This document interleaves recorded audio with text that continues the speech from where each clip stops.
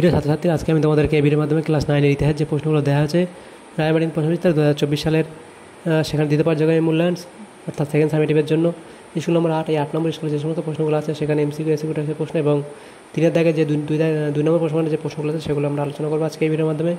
তো ভিডিওটা শুরু থেকে শেষ অবধি অবশ্যই তোমরা দেখবে, আর চ্যানেল নতুন হলে অবশ্যই চ্যানেলটাকে সাবস্ক্রাইব করে রাখবে। তো শুরু করা যাক। আজকে দেখো 8 নম্বর স্কুল আলোচনা করবে এবং এর আগের যে স্কুলগুলো ছিল সেই স্কুলগুলোর প্রশ্ন উত্তর আমরা অলরেডি চ্যানেল আপলোড করে দিয়েছি 1 থেকে 7 অবধি, সেগুলো তোমরা প্লে লিস্ট থেকে দেখে নেবে। তো আজকে 8 নম্বর স্কুল, সেখানে দেখো বিভাগ কয়ের মধ্যে 8টা এমসিকিউ টাইপ প্রশ্ন আছে। প্যাকের দাগে বলা আছে সঠিক উত্তরটি নির্বাচন করো। প্রথম প্রশ্ন, ভিয়েনা সম্মেলনে ফ্রান্সের প্রতিনিধিত্ব করেন। ভিয়েনা সম্মেলনে ফ্রান্সের প্রতিনিধিত্ব করেন, সেটা হবে টেলির্যান্ড। কার্লসবার্গ ডিক্রি জারি করেন, এটা হবে মেটারনিক। তারপর প্রশ্ন, গ্যারিবল্ডির অনুগামীরা যে নামে পরিচিত ছিল, সেটা হবে লাল কোর্তা। আচ্ছা, এরপরে প্রশ্ন ছিল প্রাবধা কথার অর্থ, সেটা হলো সত্য।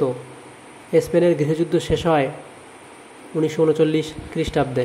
নেক্সট প্রশ্ন, ব্রিটিশ সমাজতন্ত্রের জনক হলেন রবার্ট আওয়েন। অন্ধকারাচ্ছন্ন মহাদেশ বলা হয় আফ্রিকাকে।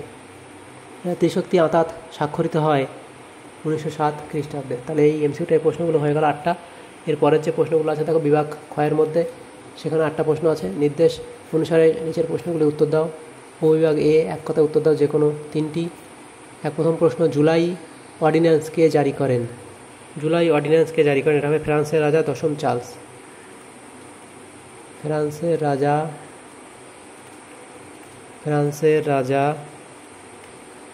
10ম চার্লস। নেক্সট প্রশ্ন, রিসজিমেন্টো কথাটির অর্থ কী?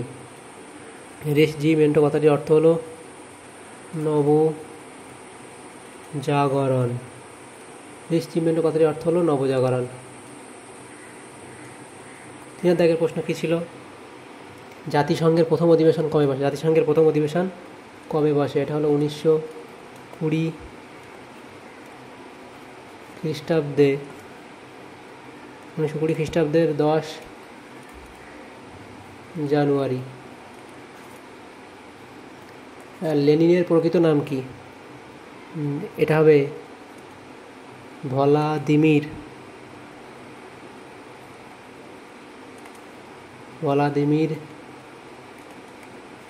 ইলিচ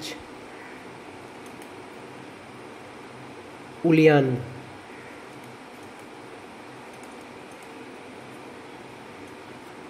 নেক্সট থাকবে উপবিভাগ বি, সত্য অথবা মিথ্যা নিরূপণ করো। প্রথম প্রশ্ন কী ছিল?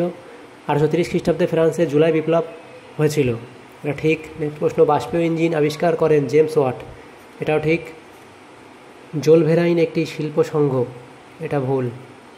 উপবিভাগ সিতে কী বলা আছে দেখো, নিম্নলিখিত বিবৃতিগুলির সঙ্গে সঠিক ব্যাখ্যা দিয়ে নির্বাচন করো। প্রথম বিবৃতি বলা আছে ঘেটো ছিল মূলত শহরের সবচেয়ে গরিব ও দুর্দশাগ্রস্ত অঞ্চল। তো এখানে ব্যাখ্যা 3টা তোমাদের সঠিক হবে। এখানে সাধারণত দরিদ্র শ্রমিক শ্রেণীর বসবাস ছিল। দ্বিতীয় বিবৃতি ছিল ফ্রান্সে শিল্পায়ন দেরিতে শুরু হয়েছিল, তার কারণ কি এখানে হবে? সেটা ব্যাখ্যা 3 সঠিক হবে, যে সে দেশের রাজনৈতিক অবস্থা অস্থির ছিল বলে।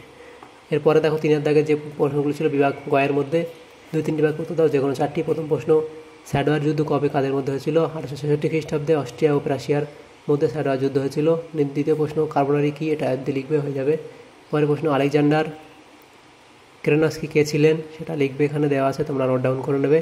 4 দাগে প্রশ্ন, 2জন ইউরোপিয়ান সমাজতন্ত্রীর নাম লেখো, সাহসিমো এবং রবার্ট আওয়েন। পরের প্রশ্ন দেখো 5 দাগের প্রশ্নে বলা হয়েছে প্যারিসের শান্তি সম্মেলন বিগ 4 কাদের বলা হয়? সেটা অবধি লিখবে তোমরা। তারপর দেখো হেটাইরিয়া ফিলিকে বলতে কী বোঝো? সেটা এত অবধি লিখবে। এবং ফ্যাক্টরি প্রথা কী?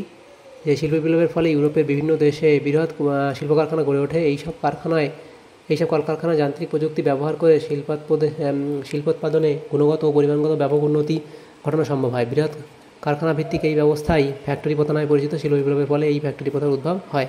তাহলে এখানে যেগুলো দেওয়া ছিল প্রশ্ন, বিভাগ কয়ের এবং খ, এবং দেখো 3-এর দাগের প্রশ্ন 2 নম্বর প্রশ্ন মানে যে প্রশ্নগুলো ছিল সেগুলো আমরা আলোচনা করলাম আজকে এই ভিডিওর মাধ্যমে। যদি তোমাদের সামান্য উপকার এসে ভিডিওটা অবশ্যই লাইক করবে। Thanks for watching.